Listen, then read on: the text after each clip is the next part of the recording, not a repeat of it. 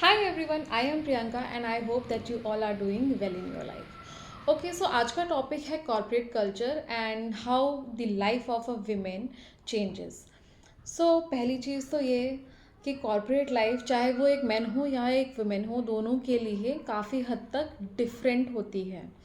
और डिफरेंट होने के साथ साथ वो दोनों के लिए स्ट्रेटेजिकली अगर हम देखें कॉर्पोरेट लाइफ में आपको कैसे सर्वाइव करना है वो भी बहुत डिफ़िकल्ट होता है और डिफरेंट होता है.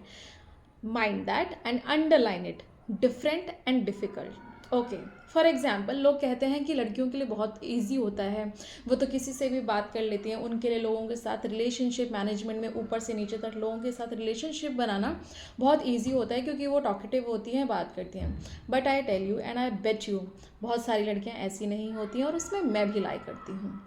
हम सारी की सारी विमेन इतनी भी ज़्यादा टॉकेटिव या इतनी भी ज़्यादा फ्लुएंट नहीं होती हैं हर चीज़ में कि वो मैनेजमेंट में किसी भी बंदे के साथ किसी के भी साथ इतने फ्लुएंटली बात कर पाएँ. अपनी नॉर्मल जो डेली उनका बीएयू या टास्क होता है वो डेली बता पाएँ, वो इतनी फ्लुएंट नहीं होती हैं.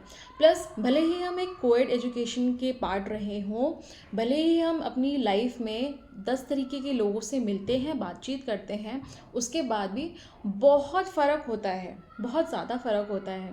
क्योंकि वहाँ हमें काम से रिलेटेड तो बात करनी ही करनी है. प्लस काम के अलावा जो आप नॉर्मल रूटीन लाइफ में जो भी आप अपना काम कर रहे हैं, काम के साथ साथ लोगों के साथ जेलअप हो रहे हैं, आपको पहली बात तो सबसे रिश्तेदारी बनानी होती है. No matter you like that person और not, you have to make relationship with them.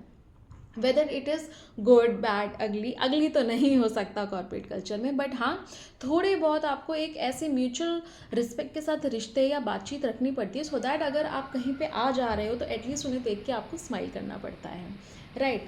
और मैं ये नहीं कहूँगी कि लड़की लड़की के साथ ही ये इशू आता है, ठीक है. बट हाँ, चाहे वो आप एक विमेन टू विमेन बात कर रहे हो या वो विमेन टू मेन बात कर रहे हो या मेन टू विमेन, भी बहुत चीज़ें डिफ़िकल्ट और डिफरेंट होती हैं. सेम यहाँ पे अगर मैं बात करूँ मेन के लिए भी बहुत सारी चीज़ें मुश्किल होती हैं. सी, फर्स्ट थिंग फर्स्ट, यहाँ पे क्या होता है, हाँ माना कॉर्पोरेट कल्चर में, क्योंकि अगर कॉर्पोरेट भी छोड़ दो, अगर हम बात करें जो हमारा इंडिया है या वर्ल्ड है वो इस तरीके से डिज़ाइन हो रखा है जहाँ पे जो मेन का रेशियो है वो थोड़ा सा लड़कियों से ज़्यादा है. थोड़ा मतलब थोड़ा नहीं, थोड़ा ज़्यादा ज़्यादा है. ओके, तो उसमें अगर हम ये देखेंगे उनका ओहदा ज़्यादा है, रेशियो ओहदे के हिसाब से, ठीक है. वो आप मेन और वीमेन का एकदम रेशियो मत ले लेना, बट हाँ ओहदे में वो थोड़े ज़्यादा हैं, आप इसको इस तरीके से समझिए. मेन के लिए बात करना इसलिए भी काफ़ी हद तक इजी होता है, चाहे वो वुमेन से बात कर रहे हो या मेन के लिए. पहले हम मेन से बात के लिए देखते हैं. पहली बात तो ये होती है, वो कहीं पे स्मोक करने जा रहे हैं, ड्रिंक करने जा रहे हैं या पानी पीने जा रहे हैं, they are like buddies, they are like bros. Okay, चाहे वो एक दूसरे को जानते भी नहीं हैं but they will still start talking with each other. उनकी वहाँ पे जलप हो जाएगी, राइट. अगर उन्होंने विमेन से भी बात कर ली तो विमेन के केस में क्या होता है, लड़कियां या विमेन इतनी ज़्यादा मतलब इतने थोड़ी दिल की खुली होती है, मुझे लगता है अगर उनसे आप कोई बात कर लो ना नॉर्मल भी, तो भी उन्हें लगता है कि हाँ ये अच्छा आदमी होगा या ये लड़की अच्छी होगी जो मुझसे बात करके गई. तो वो जब भी आपको नेक्स्ट टाइम कभी देखेंगे या मिलेंगे, they will definitely talk to you. Otherwise if they are not able to talk to you, they will at least give a smile. Okay, जो एक जेन्युइन जो नॉर्मल स्माइल होती है वो एक नॉर्मल आप पास करोगे ही. फॉर एग्जांपल आप कहीं जाते आते हो, आपकी किसी से बात हुई है नहीं हुई है, बट हाँ आप उन्हें एक स्माइल पास करते हो ना, सेम वही चीज़ होती है, ठीक है. ये चीज़ हो गई. प्लस अगर आप कॉर्पोरेट कल्चर में देखो, काफ़ी हद तक मैंने देखा है आपके जो मैनेजमेंट का जो लैडर है उसमें ज़्यादातर मेन ही होते हैं, लड़कियां नहीं होते हैं. हालांकि हम बात करते हैं कि जो लड़कियां होती हैं वो स्कूल कॉलेजेस में बहुत अच्छे नंबर्स लाती हैं, स्ट्रेटेजिकली और मेंटली भी उनकी थिंकिंग बहुत अच्छी होती है, वो हर चीज़ में बहुत अच्छी होती हैं. बट ऐसा क्यों होता है, मतलब इतना क्यों लैक करती हैं कि इतनी सारी चीज़ों में अच्छा होने के बावजूद भी वो जो मैनेजमेंट आपका लेवल होता है या लैडर होता है पूरा, वहाँ पे अगर वहाँ पे 10 पोजीशन है, 10 में से 2 3 या मैं कहती हूँ मैक्स 4, ठीक है, 4 तक लड़कियाँ सीमित होंगी, उन पे होंगी, अदरवाइज उसके अलावा नहीं होंगी.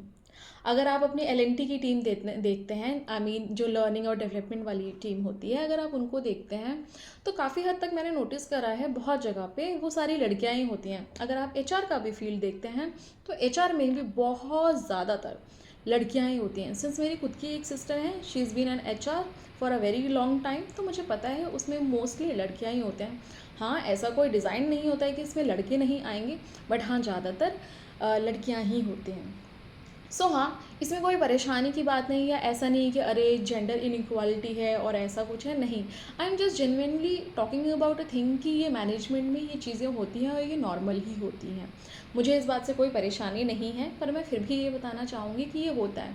आई मीन मेरे को और आपको, हम जैसे लोग या फिर हमारे जो बच्चे होंगे आगे या फिर हमारे आसपास जो लोग होते हैं, हाँ, वो जब पढ़ लिख के आगे बढ़ेंगे तो डेफिनेटली वो भी, अगर अभी रेशियो 10 में से 4 लड़कियां हैं विमेन, तो फिर शायद वो धीरे धीरे बढ़ाएंगी, राइट। सो आई होप कि हम आगे जाके बहुत अच्छे लेवल, जो कैरियर डेवलपमेंट वाली एरियाज़ होते हैं, हम वहाँ पे पहुँचें। और जैसे हम स्कूल में पढ़ाई में अच्छे होते हैं, तो फिर अच्छे तो स्कूल और पढ़ाई में भी हैं, जब किचन में भी हम अच्छे हैं, तो फिर हम ऐसी जगहों पे भी हो सकते हैं। एम आई राइट और रॉन्ग, प्लीज़ आप मुझे बताना। और हाँ, please like and share my channel. Thank you, tata and bye bye.